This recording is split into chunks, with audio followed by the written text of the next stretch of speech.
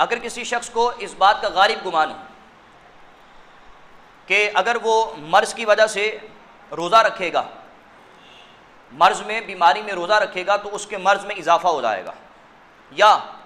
اس کا مرض جو ہے وہ دیر میں صحیح ہوگا، جہاں اس نے 10 دن میں صحیح ہونا تھا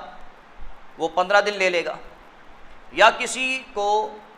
غالب گمان ہو کہ وہ اتنا کمزور ہو چکا ہے اور اس کے جسم میں اتنی نقاہت پیدا ہو چکی ہے کہ اگر اس نے روزہ رکھا تو ابھی تو بیمار نہیں ہے لیکن روزہ رکھنے کی وجہ سے بیمار ہو جائے گا، اور اس کو اس بات کا غالب گمان ہو تو پھر من جانب شریعت ایک شخص کو روزہ چھوڑنے کی اجازت ملا کرتی ہے، اس مریض کو روزہ چھوڑنے کی رخصت ہوگی۔ اب ذہن میں یہ سوال پیدا ہوتا ہے کہ غالب گمان کیسے حاصل ہوگا؟ جیسا کہ میں نے آپ کو بتایا کہ غالب گمان ہو کہ روزہ رکھے گا تو بیمار ہو جائے گا، یا مرض میں اضافہ ہو جائے گا، یا مرض دیر میں صحیح ہوگا تو پھر روزہ چھوڑ سکتا ہے۔ تو یاد رکھیں علماء نے غالب گمان کی 3 صورتیں ذکر کی ہیں، اگر ان 3 صورتوں میں سے ایک صورت بھی متحقق ہوئی، پائی گئی تو روزہ چھوڑا جا سکتا ہے۔ پہلی صورت یہ ہے کہ اس کا موجودہ مشاہدہ ہو۔ کیا مطلب؟ کہ اس نے روزہ رکھا تو اس کی حالت جو ہے وہ بگڑ رہی ہو، یا اس کا سابقہ تجربہ ہو کہ اس نے پہلے مرض میں روزہ رکھا تھا تو روزہ رکھنے کی وجہ سے اس کے مرض میں اضافہ ہو گیا تھا، یا دیر میں صحیح ہوا تھا، یا ایک ماہر ڈاکٹر جو اپنی فیلڈ میں، اپنے شعبے میں ماہر ہو اور خوف خدا رکھنے والا ہو، خود بھی روزہ رکھتا ہو اور روزے کی اہمیت، روزے کی افادیت، روزے کی ضرورت کو جانتا ہو کہ قرآن نے روزے کے حوالے سے کیا کہا ہے اور شریعت اور حضور علیہ الصلوۃ والسلام کی حدیث نے روزے کے حوالے سے کہا ہے، کیا کہا ہے۔ تو اگر ایسا ڈاکٹر ہے جو ماہر ہے اور خوف خدا رکھنے والا ہے، تو اگر وہ کہہ دے کہ جی اگر آپ نے روزہ رکھا تو یہ معاملات ہو جائیں گے، تو ان تینوں صورتوں میں سے کوئی ایک بھی صورت پائی جائے گی تو مریض کو روزہ چھوڑنے کی اجازت ہے، ادروائز وہ روزہ نہیں چھوڑ سکتا۔ اسی طرح جو مسافر ہے،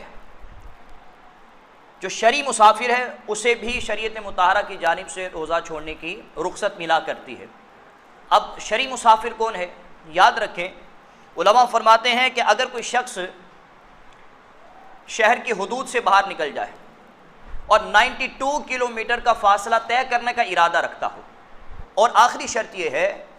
کہ سحری جو ہے وہ دوران سفر آئے،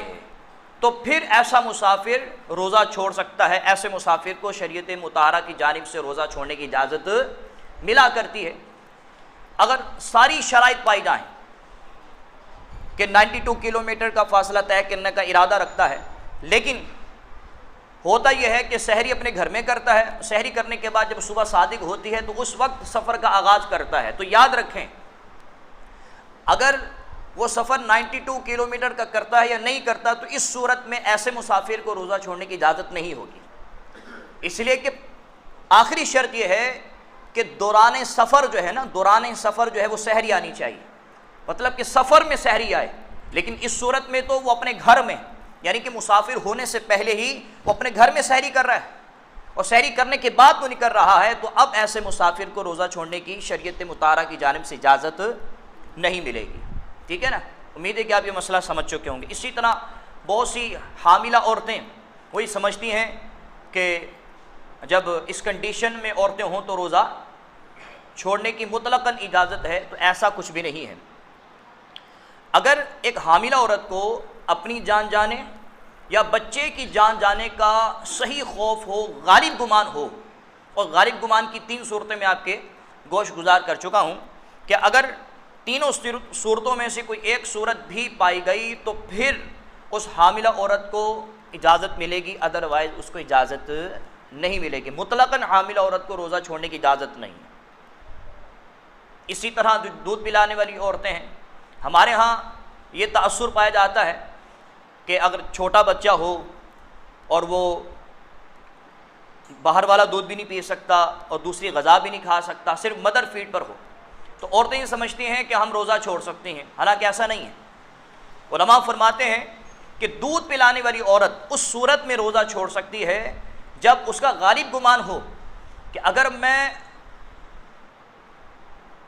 روزہ رکھوں گی تو میرے جسم میں اتنی نقاہت پیدا ہو جائے گی، اتنی کمزوری پیدا ہو جائے گی کہ میرے لیے دن کو مکمل کرنا، افطار تک بھوکا پیاسا رہنا جو ہے مشکل ہو جائے گا، یا میں کسی بیماری میں گرفتار ہو جاؤں گی، ٹھیک ہے، روزہ مکمل کرنا اس کے لیے مشکل ہو جائے، یا وہ کسی بیماری میں گرفتار ہونے کا اسے صحیح خوف ہو، غالب گمان ہو، تو پھر دودھ پلانے والی